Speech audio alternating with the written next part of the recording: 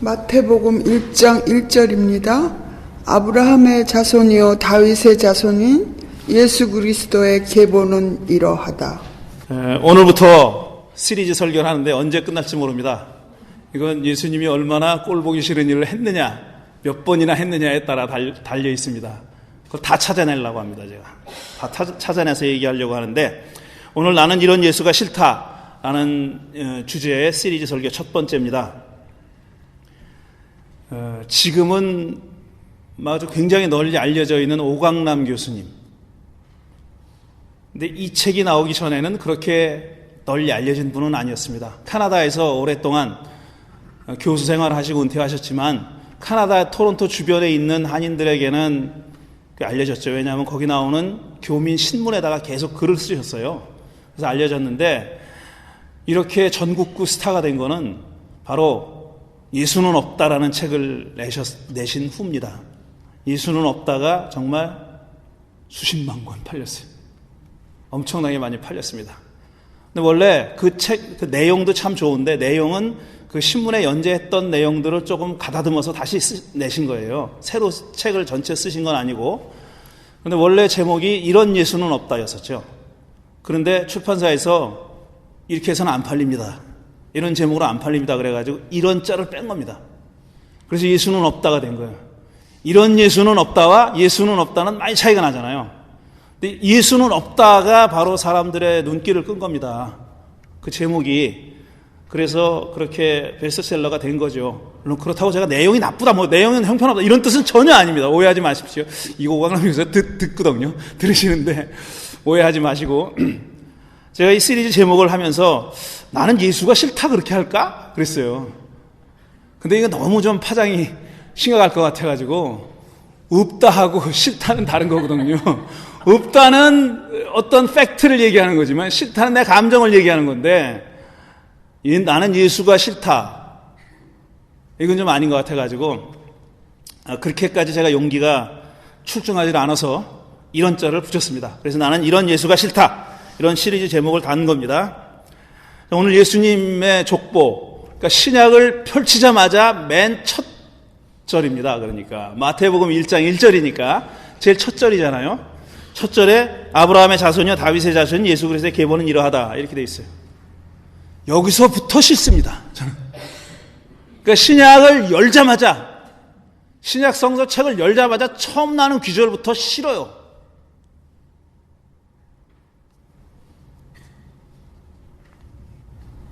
예수님의 족보는 마태복음하고 누가복음에 전해집니다. 마가와 요한에는 족보가 없습니다. 제일 먼저 기록된 마가복음, 제일 마지막에 기록된 요한복음엔 족보가 없습니다. 근데 그 중간에 기록된, 거의 비슷한 시기에 기록된 마태와 누가에는 예수님의 족보가 나옵니다. 그런데 이 족보의 내용이 사뭇 달라요. 마태복음에 나오는 족보는 아브라함에서 시작해서 이삭, 야곱, 요한 순서로 내려옵니다.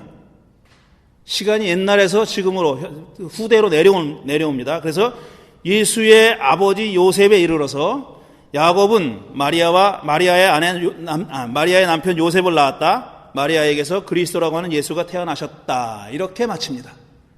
이게 마태복음의 족보입니다. 맨 마지막 절이죠, 이게. 반면 누가복음의 족보는 거꾸로 거슬러 올라갑니다. 예수에게서 시작해가지고 계속 거슬러 올라가요.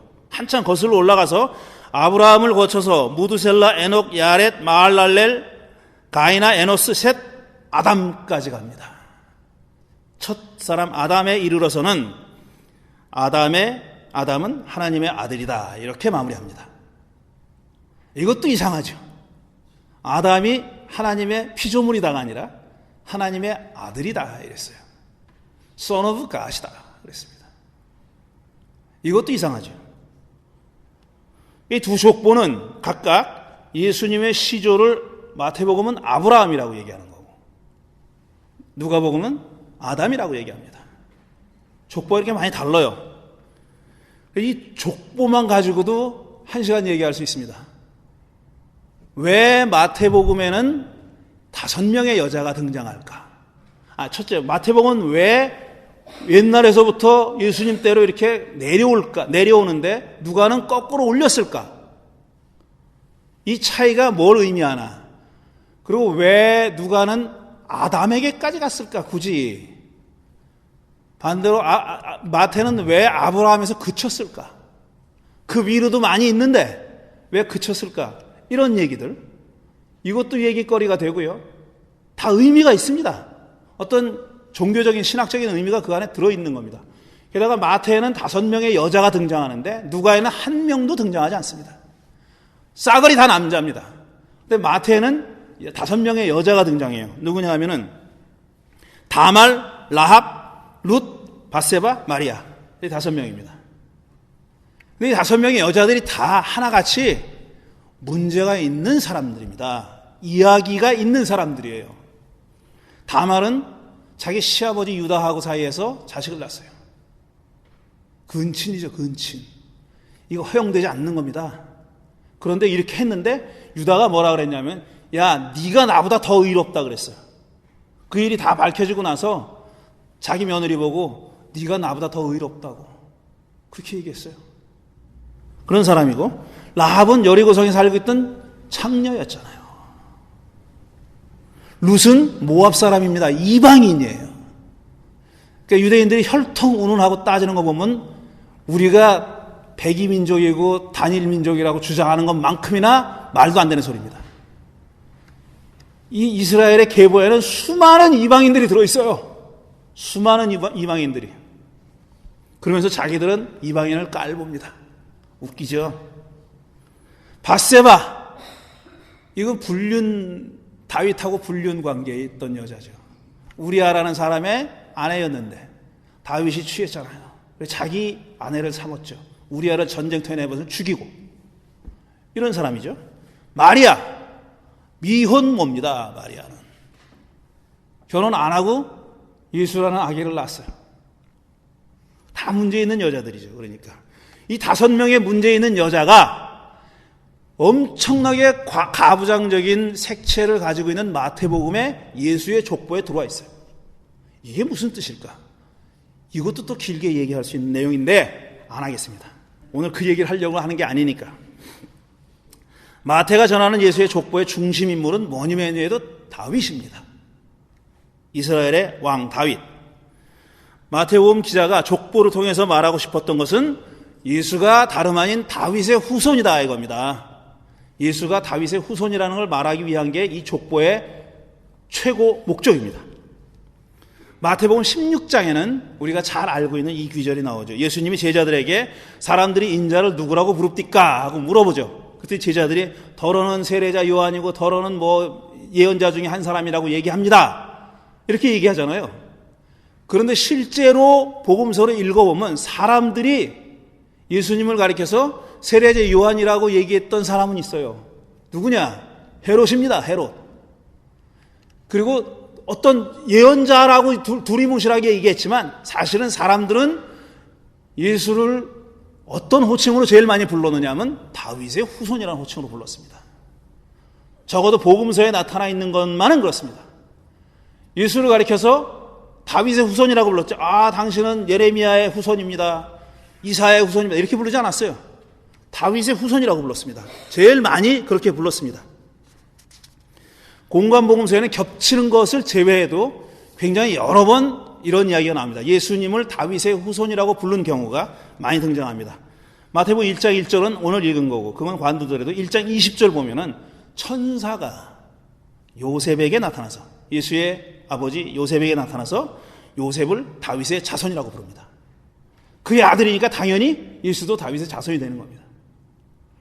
요셉더러 다윗의 자손이라고 불렀고 9장 27절을 보면 눈먼 사람 둘이 자기를 고쳐달라고 다윗의 자손이여 우리를 불쌍히 여겨주십시오라고 외친 얘기가 나옵니다. 눈먼 사람 2사람이 그랬어요. 마태복음 15장 22절을 보면 가나안 여인이, 다시 말해서 이방 여인이, 유대인이 아닌 이방 여인이 자기 딸에게 귀신을 내쫓아달라고, 자기 딸에게서 귀신을 내쫓아달라고 다윗의 자손이신 주님 나를 불쌍히 여겨주십시오 이렇게 외칩니다. 이건 뭐냐면은 마태의 의중은 뭐냐면은 유대 사람들만 예수를 다윗의 자손으로 알고 있는 게 아니라 이방인들도 그렇게 알고 있다라는 것을 보여주려는 겁니다. 그게 15장에 나오는 거고요. 20장 30절 31절 보면 9장에 나왔던 것 비슷한 얘기인데 눈먼 사람 둘이, 여기서도 마찬가지입니다. 눈먼 사람 둘이 지나가는 예수더러 다윗의 자손이 주님 우리를 불쌍히 여겨주십시오라고 외친 걸로 되어 있습니다. 다 이렇게 다 예수님을 다윗의 자손이라고 부르는 겁니다. 마지막으로 21장 9절 보면은 예루살렘에 입성하실 때 큰 무리가 호산나 다윗의 자손께 복되시다 주님의 이름으로 오시는 분 이렇게 환호합니다. 앞에 건 주로 호소할 때, 예수님한테 은총을 구할 때, 날 도와달라고 얘기했을 때 다윗의 자손이라고 불렀는데 여기서는 예수님을 환호하는 그런 배경에서 역시 예수를 다윗의 자손이라고 부른다는 얘기입니다. 이 모든 경우들은 예수님의 의사와 무관하게 사람들이 그렇게 부른 겁니다. 예수님은 단 한 번도 당신을 다윗의 자손이라고 칭해 본 적 없습니다. 그렇게 자처한 적 없습니다. 내가 다윗의 자손이걸랑 우리 조상이 다윗이걸랑 이렇게 얘기해 본 적 한 번도 없어요. 단 한 번도 없는데 전부 다 예수님의 의사와 무관하게 다른 사람들이 그렇게 예수를 다윗의 자손이라고 부른 겁니다. 야, 오래간만에 성경 이렇게 막 읽는 얘기하니까 나도 기분 좋네. 원래 이게 제 특기거든요. 원래 이거 가지고 평생 목회를 해왔는데 요즘 성경 잘 안 읽잖아요. 그냥 다른 얘기 많이 했는데 오늘은 이렇게 한번 해보네요. 앞으로도 그럴 겁니다. 이런 예수가 싫다가 진행되는 동안에는 계속 그렇게 할 겁니다. 이 경우들은 제가 지금 든 예들은 뭐냐면은 예수님을 그렇게 불렀다 그 정도인데 두 가지 경우에 이게 그냥 부른 정도가 아니라 이게 논쟁의 주제가 된 적이 있었습니다. 이게 예수가 다윗의 후손이냐 아니냐가 논쟁거리가 된 적이 있었어요. 한 경우는 예수님이 직접 거기 관여합니다. 또 다른 한 경우는 예수님 없이 사람들이 그거 가지고 설왕설래합니다. 두 가지 경우인데 하나는 마태복음에 나오는 거예요. 마태복음 22장을 보면 이런 얘기가 있어요. 예수께서 바리새파 사람들에게 그대들은 그리스도를 어떻게 생각합니까? 이렇게 물어봐요. 그랬더니 그리고 그리스도를 어떻게 생각합니까? 누구의 자손입니까? 이렇게 물어봅니다. 그랬더니 바리새파 사람들이 다윗의 자손입니다 라고 당당하게 얘기해요. 왜? 이건 뭐 논란의 여지가 없는 거예요. 그 사람들은 다 그렇게 믿었어요. 유대인들은 바리새파 사람뿐 아니라 사두개파, 에세네파 뭐 할 것 없이 어떤 파에 속해 있지 않은 모든 사람들이 다 그렇게 믿고 있었어요. 어떤 사람들은 성경을 연구해서 그렇게 믿는 사람도 있었지만 대부분의 사람들은 식자들이 그렇게 얘기하니까, 예를 들어 눈먼 사람 두 사람이 무슨 성경을 연구해가지고 다윗의 자손이여 나를 불쌍히 여겨주시 이렇게 외친 건 아닙니다. 자기들이 어렸을 때부터 그렇게 들어왔으니까 예수를 그냥 다윗의 자손으로 알고 있는 거예요. 따지고 묻고 뭐 이런 게 아니라 그렇게 알고 있는 거예요. 이 사람들은 아니에요. 지금 얘기하는 마태복음 22장에 나오는 이 사람들은 아닙니다. 이 사람은 바리새파 사람이고 뭘 아는 사람이에요. 그 사람들더러 예수님이 누구의 자손입니까? 라고 물어봤더니 이들이 당연하다는 듯이 다윗의 자손입니다 라고 대답했어요. 이러자 예수님이 이런 얘기를 합니다. 그러면 다윗이 성령의 감동을 받아서 그러니까 그리스도를 주님이라고 부르면서 말하기를, 그러니까 다윗이 그리스도를 주님이라고 불렀다는 거예요. 부르면서 말하기를 주님께서 내 주께 말씀하셨다. 내가 네 원수를 네 발 아래에 굴복시킬 때까지 너는 내 오른쪽에 앉아 있어라 라고 하였으니 이게 어찌된 일입니까? 이렇게 얘기해요. 주님께서 내 주께는 앞에 주님은 하나님이에요. 내 주께는 두 번째 주님은 그리스도예요. 그러니까 하나님이 그리스도에게 얘기했다. 내 오른편에 앉아 있어라. 이렇게 얘기했다는 거예요. 근데 이 노래를 누가 불렀느냐? 다윗이 불렀다는 거예요. 다윗이 그리스도를 주라고 불렀는데 어떻게 그리스도가 다윗의 자손이 되냐? 이렇게 말씀하신 거예요. 무슨 말인지 알겠어요? 끄덕끄덕 거리는 사람 저는 이해를 못하겠어요. 나는 이해가 안 돼, 이 말이. 저는 논리적으로 안 맞다고 생각해요. 그리스도가 하늘에서 뚝 떨어지거나 아래서 태어난 사람이 아닌다면은 사람의 아들로 오는 겁니다. 근데 그의 조상이 다윗이라고 해서 이상할 게 없는 거예요. 근데 다윗이 그 그리스도를 주라고 불렀다고 해가지고 그것도 다윗이 이 시를 처음 졌을 때는 그런 뜻이 아니었습니다. 다윗이 무슨 그리스도를 알아? 모르지. 다윗이 무슨 메시아를 알아요? 다윗 시대 그런 거 없었어요. 그런 개념 자체가 없었다고요. 근데 예수님 시대에는 그 시편을 그렇게 해석한 겁니다, 사람들이. 예수님뿐 아니라 다른 사람들, 다른 유대인들도 다 그렇게 해석했어요. 메시아를 가리키는 거라고. 메시아의 그리스어 번역이 그리스도잖아요. 메시아와 그리스도는 똑같은 분이에요. 똑같은 존재입니다. 그건 메시아라는 생각도 이스라엘 사람들의 생각에 머릿속에 후대에 나타난 거고, 다윗이 이 시를 졌을 때는 그런 게 없었어요. 그러니까 예수님은 이건 억지예요. 내가 보기에는 억지. 논리적으로 안 맞는 얘기예요. 이렇게 얘기하면 저놈 봐라. 예수님 보고 억지고 논리적으로 안 맞는다고 얘기하다니. 안 맞는 거 이게 사실 안 맞는 거예요. 그런데 지금 제가 하려고 하는 얘기는 의미가 있습니다. 그건 요한복음 7장에 나온 얘기예요. 예수님을 다윗의 호칭이라고, 다윗의 자손이라고 호칭한 케이스, 그냥 부른 케이스 말고 두 경우가 있다고 그랬어요. 논란이 벌어진 두 번째 케이스. 첫 번째가 마태복음 22장 금방 얘기한 거고, 시편이고, 그 다음에 두 번째 케이스가 지금 말할 요한복음 7장에 나오는 얘기입니다. 이런 얘기입니다. 예수님의 말씀을 들은 무리 가운데서는 예수님을 예언자라고 말하는 사람도 있었고 그리스도라고 말한 사람들도 있었다는 겁니다. 이건 아까 마태복음 16장에 나오는 얘기하고 똑같아요. 요한복음인데 이건 똑같아요. 예수님을 그리스도라고 말하는 사람도 있었고 예언자라고 말하는 사람도 있고, 여기 요한복음에 안 나오는 거는 세례자 요한만 안 나와요. 마태복음에는 세례자 요한이라고 말하는 사람도 있었어요. 요한복음에 그 얘기는 빠졌어요. 여기는 빠지고 예언자 아니면 그리스도다 이렇게 얘기하는 사람이 있었다고 하는 겁니다. 하지만 사람들 중에 더러는 갈릴리에서 그리스도가 날 수 있겠느냐? 성경은 그리스도가 다윗의 후손 가운데 날 것이요 또 다윗이 살던 마을 베들레헴에서 날 것이라고 말하지 않았는가? 라고 말하는 사람이 있어서 무리 중에 분열이 일어났다 이렇게 적었습니다. 사람들 가운데는 야, 그리스도가 무슨 갈릴리에서 나? 말도 안 되는 소리야. 그리스도는 다윗의 후손으로서 베들레헴에서 오기로 돼 있잖아. 이렇게 얘기한 거예요. 그러니까 이 사람들은, 이렇게 주장한 사람들은 예수가 갈릴리 출신이다. 이렇게 믿어 의심치 않습니다. 예수는 갈릴리 사람이에요. 실제로 갈릴리 예수라고 부르잖아, 우리가. 이스라엘 사람들은 자기 이름 앞에, 이게 성이 없어요. 그 사람들은 라스네임이 없어요.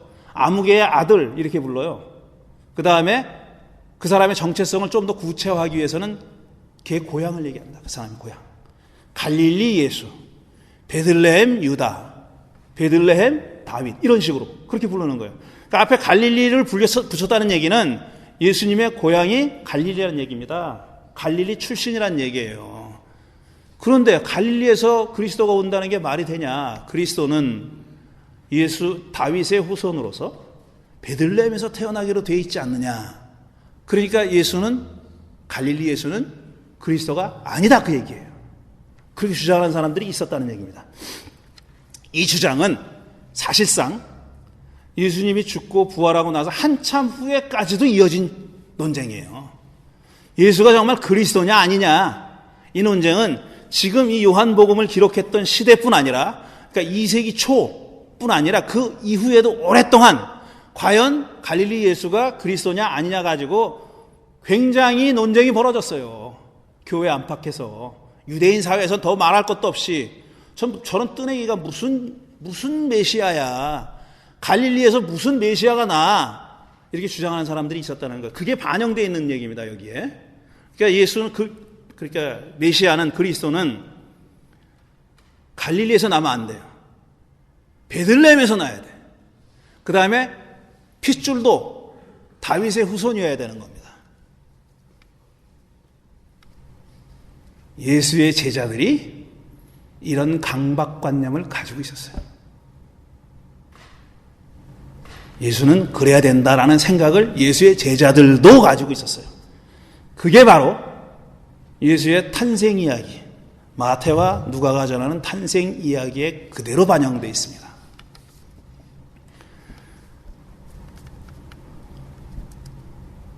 이 얘기가 여러분 충격을 줄지 모릅니다. 왜냐? 야, 이거 내가 듣던 얘기랑 다른데? 듣지 못했을 거예요, 아마. 이런 얘기는 안 하거든요. 듣지 못해. 아직까지 교회 생활을 얼마나 오래 하셨는지 몰라도 대부분은 듣지 못했을 거예요. 탄생 이야기는 다 알죠.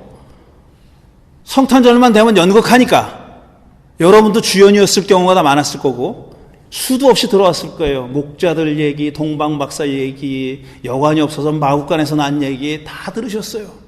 천사들이 와서 목자들에게 얘기해가지고 가서 경배해라. 그러니까 목자들이 와서 경배한 얘기, 동방박사들이 선물 가지고 와서 선물을 바친 얘기, 그러다가 돌아가려다가 헤롯이 죽이려고 했다는 얘기, 이런 등등 얘기를 다 들으셨어요. 근데 두 개의 복음서가, 마태와 누가가 탄생 이야기를 이렇게 달리 전하고 있구나 하는 것을 정확하게 아는 분은 많지 않을 겁니다. 그 얘기를 지금 하려고 제가 미리 바닥을 까는 거예요. 놀라지 말라고. 마태는 예수가 베들레헴에서 태어났다고 그렇게 얘기합니다. 거기서 태어났지만 헤롯이 아기를 학살했잖아요. 예수를 죽이려고. 아기를 학살하는 걸 피해서 에집트로 도망간 걸로 돼 있어요.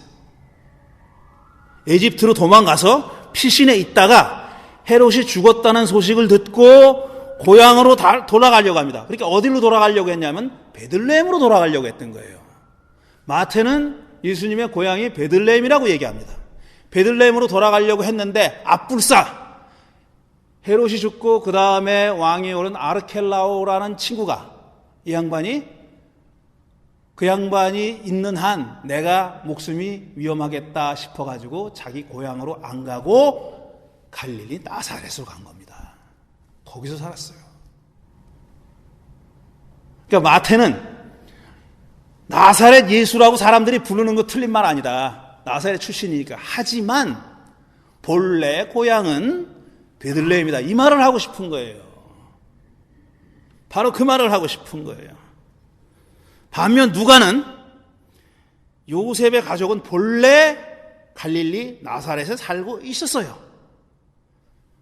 예수가 태어나기 전에 요셉과 마리아는 원래 갈릴리 나사렛 출신인데 그러면 이 사람들이 베들레헴으로 가야 되잖아. 그렇죠? 베들레헴에서 태어나게 돼 있으니까 어떻게 가게 만드냐면 아우구스투스가 호적을 하라고 온 천하에 호적령을 내립니다. 호적을 하라고 시켰어요. 그러니까 이 사람들이 자기 본래 고향인 베들레헴으로 가다가 아기를 낳습니다. 그게 마구간이에요. 그게 아기를 낳아요.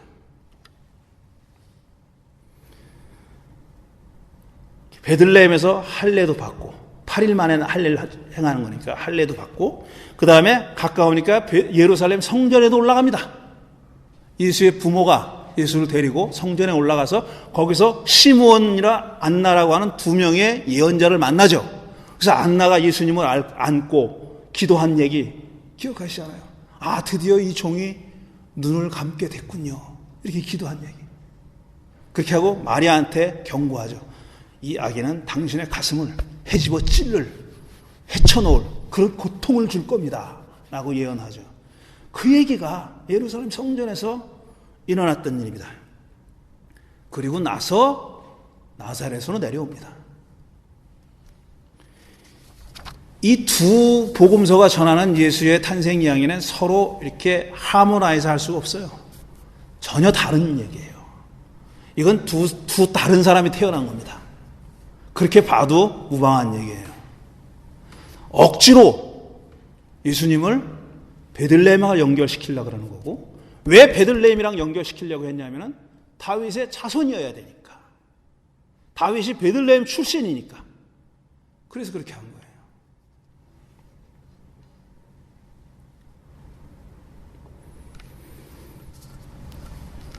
학자들은 이게 지어낸 얘기라고 얘기합니다. 마태복음 기자와 누가복음 기자가 당시 유대 사람들이 갖고 있던 민간신앙, 아니 공식적으로도 그랬지만 민간신앙 혹은 공식적인 신앙인 메시아는 다윗의 후손이어야 된다.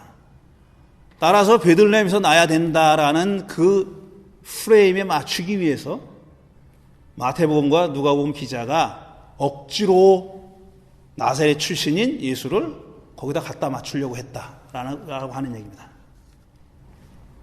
이렇게 학자들이 얘기했다 그러면 소위 믿음 좋으신 양반들은 학자라는 놈들이 다 그렇지 뭐 지들이 뭘 좀 안다고 깝죽거리고 신앙이라고는 쥐털만큼도 없는 놈들, 쥐뿔도 없는 놈들 그렇게 얘기하죠. 그렇게 보지 마세요. 학자들은 무슨 그런 널널이가 아니에요. 학자들은 자기의 학문적인 양심으로 연구하는 겁니다. 그렇게. 그래서 이 지금 제가 말씀드린 그 기본 이야기의 흐름만 해도 앞뒤가 안 맞잖아요, 둘이. 학자들은 앞뒤가 안 맞는 거를 확인하고 왜 앞뒤가 안 맞을까 연구하는 거예요. 복음서를 포함해가지고 성경 전체가 일어났던 일을 일어났던 그대로 전한다는 데에 목적이 있지 않아요. 그런데 관심 없어요. 일어났던 일을 통해서 우리가 무슨 교훈을 얻을 것인가. 이게 역사서술의 기본 목적입니다. 그 사람들한테는. 우리에게 말하는 바가 뭐냐. 옛날에 일어났던 일을 일어났던 대로 그대로 전하자가 아니라 그 일에서 우리가 얻을 수 있는 교훈이 뭐냐, 우린 뭘 배워야 하느냐라는 거고, 그 뭘 배워야 하느냐 하는 메시지를 전하기 위해서 약간 이야기를 이렇게 가감하거나 없는 얘기를 집어넣거나 있는 얘기를 빼거나 지어내거나 하는 것들은 큰 문제 삼지 않았어요. 복음서도 그렇게 기록된 겁니다. 그걸 다 이해하고 저는 제가 싫은 거는 뭐냐면 이렇게 억지로 다윗의 자손으로 만들려고 했던 그 사람들이 싫습니다. 일단 예수님은 다시 말씀드리지만 단 한 번도 당신이 다윗의 자손을 자처해 본 적이 없어요. 오히려 아까 마태복음 22장에 나오는 거 보면은 당신은 다윗의 자손이 아니라는 거예요. 너희들 나를 메시아라고 믿잖아. 근데 난 다윗의 자손 아니야. 그 소리예요. 왜 예수님이 다윗의 자손이라는 걸 그렇게 부인하셨는지는 알 수가 없습니다. 추측하고 짐작하기에는 그 사람들이 메시아쯤 되면은 메시아라면은 이쯤은 돼야지 하는 그런 고정관. 메시아라고 하면 다윗의 자손쯤으로 태어나야지. 그것도 내가 많이 봐주는 거야. 다윗이 이스라엘 사람들한테 최고니까 거기다 갖다 붙인 거지. 걔도 사실은 상대도 안 되거든. 이런 심정으로 한 겁니다. 예수를 다윗의 자손으로 만든 사람들의 심정은 뭐냐면 내가 많이 봐줘서 다윗의 자손이라고 하는데 그걸로도 못 담어 예수는. 그렇지만 다윗의 자손이라고 주장해야 되겠어. 왜? 예수님이 너절하고 찌질하고 그런 거 싫거든. 그냥 평범한 갈릴리 나사렛 출신의 떠돌이였다. 목수 나부랭이였다. 이렇게 알려지는 게 싫은 거예요. 저는 그게 싫어요. 어떤 한 사람을 그분이 하신 말씀과 그분이 하신 행동으로 판단해야지. 그 이외에 다른 것 가지고 판단하는 거 그러지 말아야 됩니다. 우리가 신앙을 위한다고 또 예수님을 위한다고 하나님의 영광을 위해서랍시고 하는 행동들이 많이 있습니다. 근데 실제로는 그게 전혀 하나님을 위하지도 않고 예수님으로 깎아내리는 행동이라는 사실, 행동일 수 있다는 사실을 우리는 생각해야 돼요. 늘. 예수님을 예배의 대상으로 삼는 게 과연 잘하는 건가?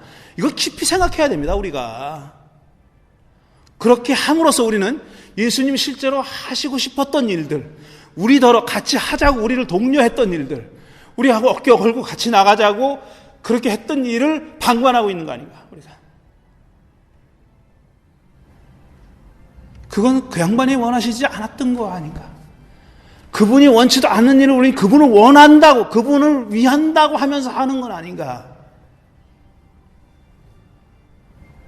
저는 그래서 엄격하게 이 시리즈의 첫 번 설교를 이렇게 고쳐서 부르고 싶습니다. 나는 이렇게 예수를 위한다는 것들이 싫습니다.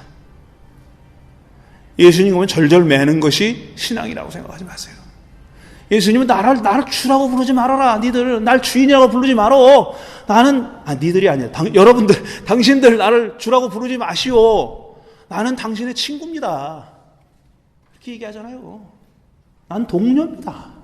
동지입니다. 그렇게 얘기합니다. 같이 갑시다. 그렇게 얘기한 거예요. 예수님을 받드는 자들을 싫습니다. 저는. 그 예수님도 싫어했으리라고 생각합니다. 우리가 믿는 예수는 그런 분이 아닙니다.